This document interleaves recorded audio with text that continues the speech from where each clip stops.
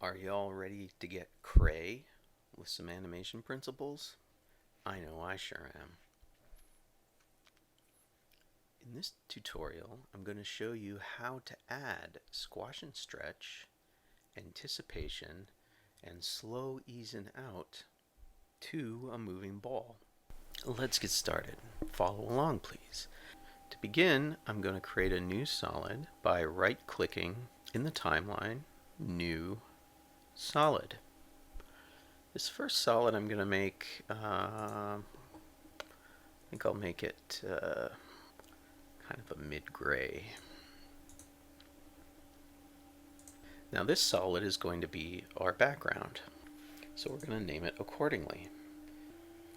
I'm going to select the solid, push enter, and give it a name like boring background. Very apt, because we need a blank slate to frame our exciting motion. Next, let's make our ball out of another solid. In the timeline, go New Solid, and now I'm going to pick a little more fun color. Something a little electric with some personality. Some kind of crazy neon purpley pink. This pink knows how to party. After Effects is calling it Magenta Solid, but I'm going to rename it. I'm going to call it Party Ball. Do you remember how to use masks to create a ball out of a solid? To make your solid into a circle, select the solid you want that circle to appear on, go up to your rectangle tool, and remember, the rectangle tool is much more than it seems. We'll scroll down to the ellipse tool.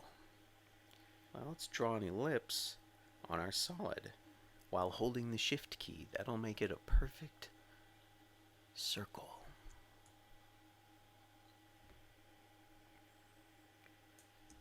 Wow, that's a really nice contrast between the party pink and the gray background. A really nice contrast in excitement and color. The next thing we're going to do, which is very important, is move our anchor point. I'm going to select the party ball, and I'm going to use my pan behind tool. You can also use the hotkey Y for it. Select my anchor point and drag it over to the center of party ball. One more thing I think I'd like to do to make things a little clearer is to change the label of party ball. Currently, it's this drab red. Well, I think it needs to be more exciting. So I'm going to click the label on the layer, and what should we make it? Yellow. Ooh. Yellow is directly opposite of violet or purple on the color wheel. That gives us complementary colors. So now I'm going to position party ball where I would like the motion to begin.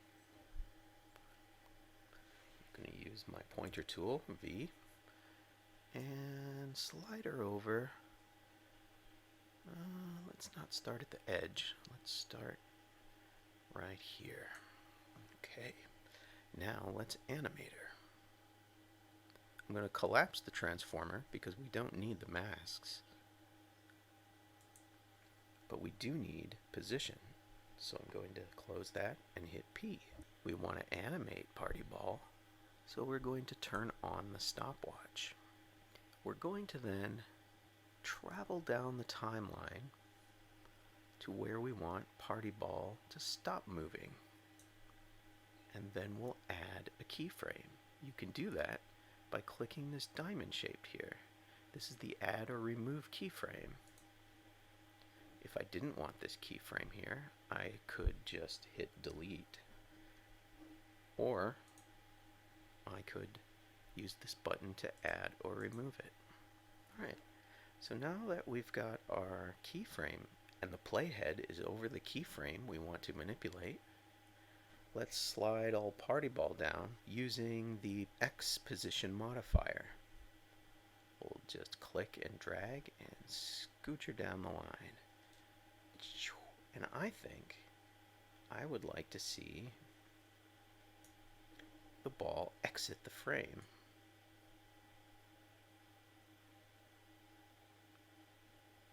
Let's put it right at the edge. Okay, then remember, we're going to preview our animation, but we only want to see the part we've animated, and that is going to be adjusted in the time ruler. So we're going to hit N for end, and that's going to slide the end of our time ruler or work area to where the playhead is. Let's preview by going over to the preview panel and hitting play. Now the first time it plays through, it may be a little chunky, and what it's doing is it's rendering the information of the animation into RAM. Once that initial rendering is finished, it'll play smooth as butter. So now we have a pink party ball moving across a gray field. I think this party ball needs to be unleashed. So which one of the 12 principles of animation can we use? Let's talk about squash and stretch. That'll give it some real dynamism. Now, I think Party Ball is a little lonely. Well, let's duplicate Party Ball and make her a friend, shall we? We select the Party Ball layer, you can hit Command D, and that will duplicate the layer. So now we have two. Let's make the second Party Ball a different color. So we have to adjust the solid. We go to Layer, Solid Settings, and instead of pink, let's make this one green. A shocking, toxic green. Nice. And then I also think we should change the color of the layer just to make sure we're keeping the two separate party balls straight. So I'm going to change the label. What's the opposite of green? Well, I do believe it's red.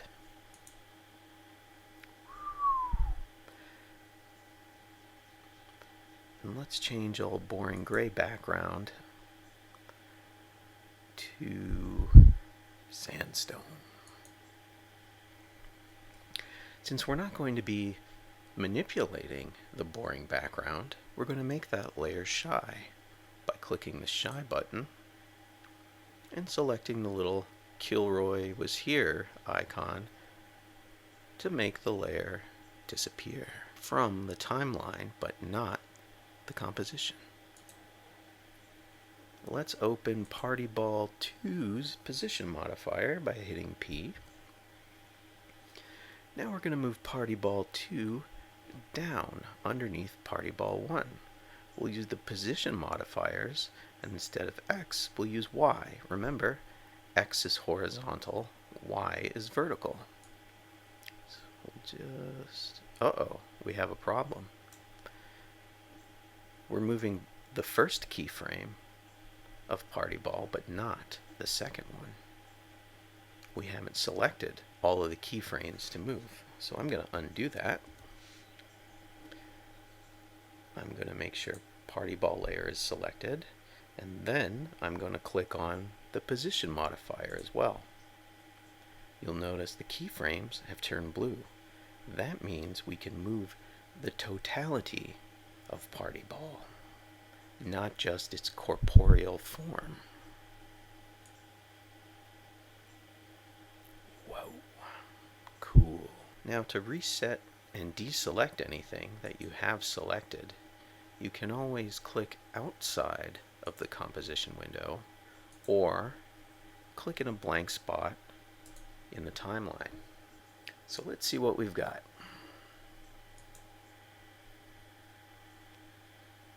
We have two exciting party balls moving in tandem across the field of gray. I'd like to defer for a moment to one of my oldest friends, Stinky Whizzleteats. He's going to help us understand the idea of why you need to squash and stretch things in animation. Take it away, Stinky. Hello, boys and girls. This is your old pal, Stinky Whizzleteats. This is a song about a whale. No! This is a song about being happy. That's right. It's the happy, happy, joy, joy song. Happy, happy, joy, joy, happy, happy, joy, joy. Happy, happy, joy, joy, happy, happy, joy, joy. Happy, happy, joy, joy, happy, happy, joy, joy. Happy, happy, joy, joy, joy. I don't think you're happy enough. That's right. So what is this squash and stretch business all about? This is a cartoon that was on in the 90s called Ren and Stimpy, done by the animator John Crick-Falusi. He loves to squash and stretch and exaggerate his animated characters. The squashing and stretching adds a certain gravity and solidness to the objects that are moving. Let's watch Stimpy bounce into the scene, frame by frame. Here he comes. Wow, there's a lot happening when you look at an animation frame by frame.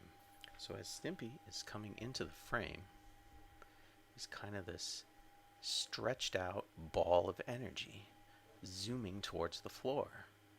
But then when he hits the floor, he squishes himself. Squish into a little puddle. Now this exaggerated motion is really fun to play with in animation, because the animated object is totally plastic. So why make something look like it's real when we can exaggerate it and make it look insane and fun? So as Stimpy is squishing into the ground, he then, boink, pops up. That's a really big jump there. But here he's squashed and here he's stretched. And then he kind of does a little bounce back to his... Here's another really good example of Ren and Stimpy dancing. Notice how their bodies squash and stretch as they move up and down.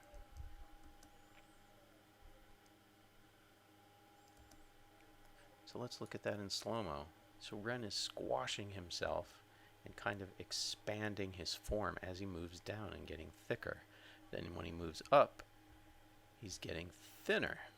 So this contrast creates a really interesting exaggeration. My God, he looks happy. And let's watch Stimpy do the same. As he moves down, he's getting squashed. And as he moves up, he's getting stretched. So we want to add this exciting principle to our friends, the party balls. Let's go back to After Effects.